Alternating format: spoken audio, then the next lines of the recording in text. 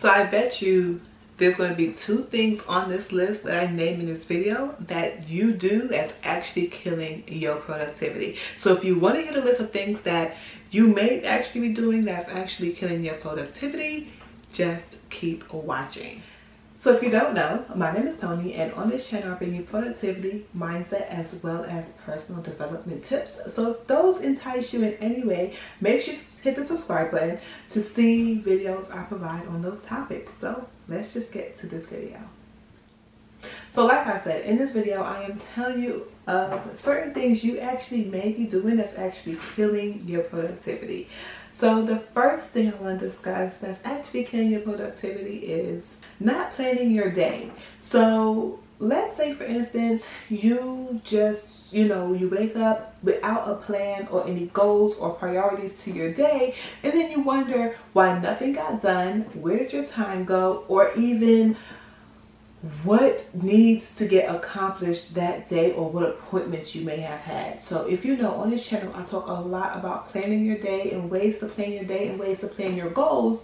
So if you don't even know where to start with planning your day, I'm going to have my productivity playlist linked up in the cards as well as the description box to help you get started with being productive. So you want to plan your day. So when you first starting off with planning your day, you want to think of the most important things you need to accomplish per day. Okay, so if it is you waking up at 6 a.m. to work out with a friend or anything like that, you might need to actually put that in your planner if it's something that you're not in a routine of doing. Okay, so when you're planning your day, you want to list any goals you want to set for that day, priorities, and there are so many different ways to actually plan your day. You may time block, you may just write them all out, write a daily to-do list. So there's so many different ways you can actually plan your day, but the best thing for you to do is actually write down, if it is a digital planner or a paper planner, your day. Okay, and hold yourself accountable to those things that you write in your to-do list. Okay, so the next thing I want to discuss that also ties in with planning your day is setting daily goals. So if not daily goals, daily priorities, so it's things that you have to get done throughout that day. And also with your goals for that day you set, you want to sometimes tie them into your long-term or even any short-term goals you have set. Okay, so if you have a lot of goals you're trying to accomplish by the end of the year, you need to start incorporating those goals, little tasks daily. So you want to make sure you put in those tasks on your daily to-do list, because those tasks are going to get you to your end goal. Okay, so you want to have goals on your to-do list. Okay, you want to set daily goals. Okay, so of course I have a question, and today's question is, what do you currently do that is actually killing your productivity but you don't want to admit it? Okay, so let me know in the comment section, what do you currently do that is killing your productivity? So for this next thing, I think we all do it, but at some point we have to put a limit to it. Okay, and that is scrolling through social media. And what happens is we get so wrapped up in it, it kind of is like a never-ending scroll, right?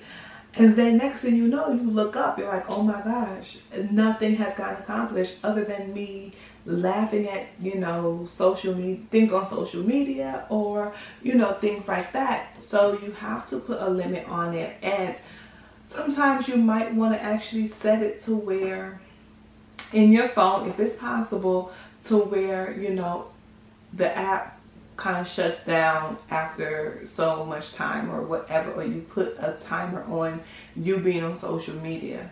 So when it comes to just scrolling, if you know you have a lot of things to accomplish, don't even bother to get on social media if that is not your job. Okay, so you have to keep all that in mind. Social media, especially TikTok, it's just like a never-ending thing, and it could just lead you to a place where nothing is getting accomplished in your life. The next thing that you may actually be doing that may be actually killing your productivity, believe it or not, is not having a clear workspace. if you're currently in your office or wherever you plan to work, I want you to look around and see, okay, is this even a space where I feel productive? You want to feel productive in your space. You want to know when you're in that space, you're going to get some work done, okay? So you want to have a clear space to actually work. At times, you don't have a clear space, and then you don't even feel motivated to go into that space because it's not cleared off. So as you can see in my office, I try to keep it as clear as possible, so I have space to work if I need to, and I have space over here to work if I need to. So over here I try to only keep the iMac and my pens and things like that. But over here, that's why I try to keep over here, so that, you know, because it's really big and take up most of the space, and it is fairly heavy. So I try just to, you know, keep this by itself over here and everything else go in the desk behind me, because I try to keep it to where I have enough space to work on the computer and nothing is in the way, and I have enough space to write so nothing's in the way. You get what I'm saying? So at times you have to clear off your space to feel comfortable and feel productive in your space. So the next thing is also tied in with having a workspace. Well, a cleared off workspace, you want to separate your workspace from the space where you have leisure or you sleep. Okay, you want to have some type of distinction between the two. Even if it's you having a desk in a corner in your room, you want to know when you're at that desk in that corner, you're doing nothing but work. And when you leave that desk, that's when you have time to yourself, so forth and so on. But you don't want to kind of confuse the two.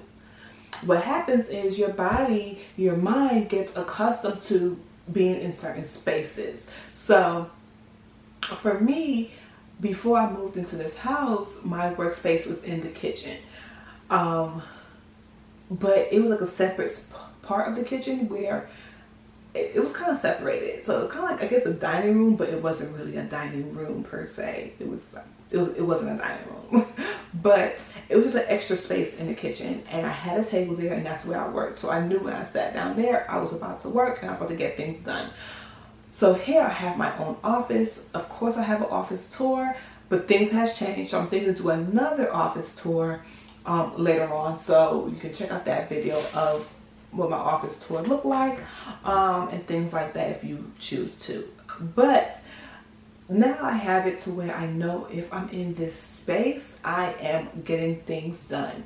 Either I'm recording or I am editing or something like that. So whenever I'm in this space, I am working. My body knows it, my mind knows it. And once I leave here, this space, I am in somewhere, in another space where I have leisure and I'm just relaxing and just chilling, right? Because in here it's all about business, and out of these walls is, you know, family time, so forth and so on. And I don't also want the people in my home to be confused, right? So that also happens as well.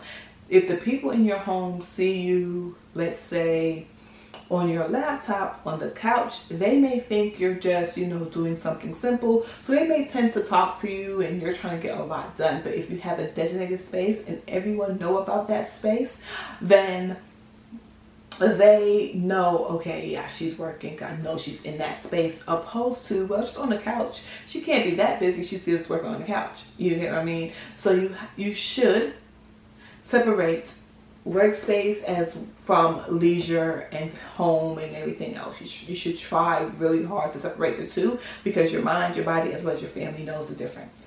Okay? So that is my list of 5 things that you may be doing that's actually killing your productivity. And what I want you to do is make subtle adjustments to help you increase your productivity, to get those things done and reach your goals daily. Okay? So if you enjoyed this video, what I want you to do is like this video. And I want you to comment down below, and I will catch you later.